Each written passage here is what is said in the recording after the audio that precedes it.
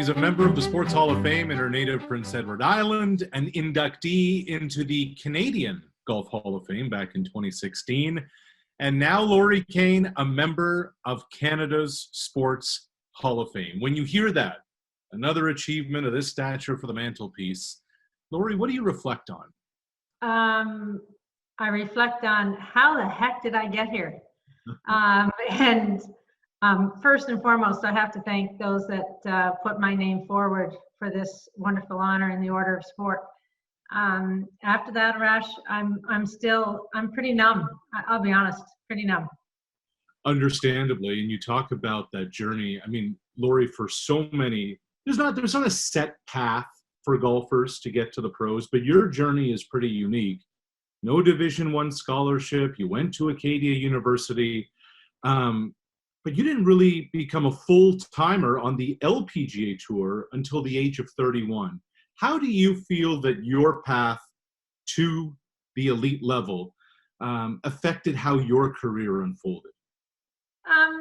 Well, if you asked that question to my mom, she would say it was a normal path for me because I tended to do everything a little bit later. And I was pretty much a homebody. But golf was always part of what I did. I mean, my dad introduced me to the game when I was 5. I'm a multi-sport athlete. I wanted to be a professional athlete. I just didn't have a chosen sport at the time. You know, and looking at how young people get to the pros now, I mean, Brooke Henderson turns pro and doesn't go to college. Michelle Wee turned pro at probably the youngest at 16. I definitely wasn't there, and I also don't think that when I was 16, I don't think anybody thought of that. So, my path is my path. I'm glad I did what I did. It took me a little while to get to the tour. I'm wishing now that maybe I always had 10 extra years. I know when I got to 40, people said, well, why are you still playing? And I said, well, if you gave me a grace of 10 years, you wouldn't be asking me that question. So, yeah, I was a little late to the party, but wow, it's been a heck of a ride, and I still love what I do. And when you arrived, I mean, you arrived with a bang. I mean, you joined the tour in 1996. By 1997, you're the Canadian Female Athlete of the Year. You're getting a lot of results, 34 top 10 finishes before you finally won that first tournament. Well, here she is, 9 second-place finishes in her career. The job is done, the dream has come true, and there she goes. A little of the Anheuser-Busch product to celebrate Lorie Kane's first career victory. I think I've waited my whole life for this, and I'm going to have a nice cold beer to celebrate. It was in Missouri, and it was an emotional Lorie Kane when you finally, after knocking on the door, were able to get over the hump. Lorie, what did that first title mean for you and ultimately your career to propel you forward, do you believe? You know, people often ask what, you know, like you're asking now, what defined that day? And Arash, I was home on PEI the week before. The Du Maurier series had come into the Maritimes to play at Brudenell, the course that I was basically introduced to the game on. And I remember being out somewhere in the back of the golf course thinking to myself, watching my friends play and thinking, you know, I've really come a long way. I'd been told I was too nice to win. I've been told I didn't have quite what it took to get over the finish line.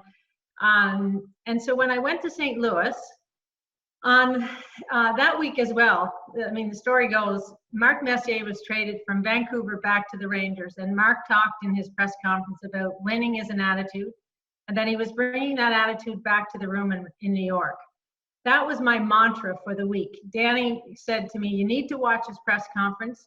You're a big fan of Mark's. And so that's what I did. And I went to St. Louis determined that I was the only one that was going to be able to make a difference. Now, Sunday's round, we had a 2.5-hour rain delay.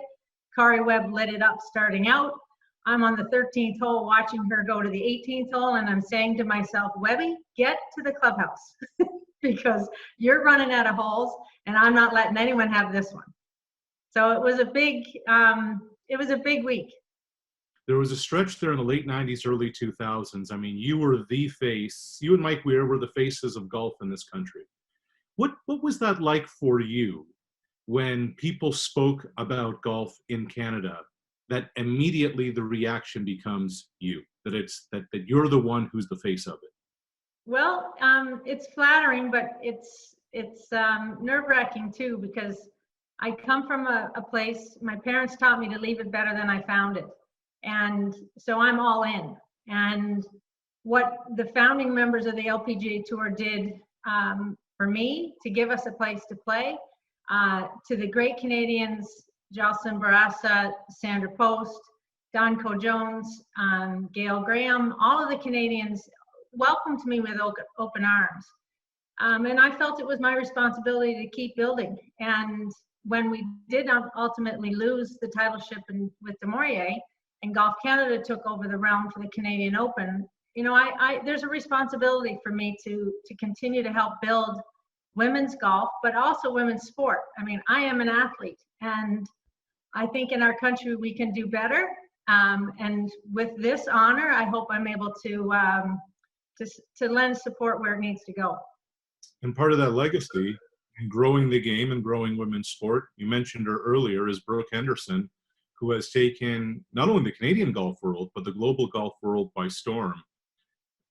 How gratifying is that as part of your legacy, Lorie, that you helped pave the way for somebody like Brooke? Well, I don't know that I guess, thank you for saying that. I think we all have a job to do, and Brooke has definitely taken her job quite seriously, and I'm extremely proud that she's doing what she's doing, and that she's Canadian, that she's got a great support team. I like what she and her sister Brittany get to do together on the golf course. I think that helps. You know, I've said it 1,000 times and I'll say it again. She has that extra little bit of something. The fact that she played goalie as a kid, maybe, you know, I've often thought, as we know as Canadians, that goaltenders see things differently. They can't be afraid of being in the limelight. So Brooke is carrying a lot on her shoulders. But what I love is when she tees it up, she's there, she's in the game. And, you know, she's doing unbelievable. I just hope that it continues for her. And the sky's the limit as far as I'm concerned. So Lorie, 4 career victories, a member of the Order of Canada. We mentioned the 99 top 10 finishes in your career, more than $10 million earned in prize money, Canadian dollars. And you've played the Canadian Open a record 29 times. When you reflect on this career, what are you most proud of? What am I most proud of?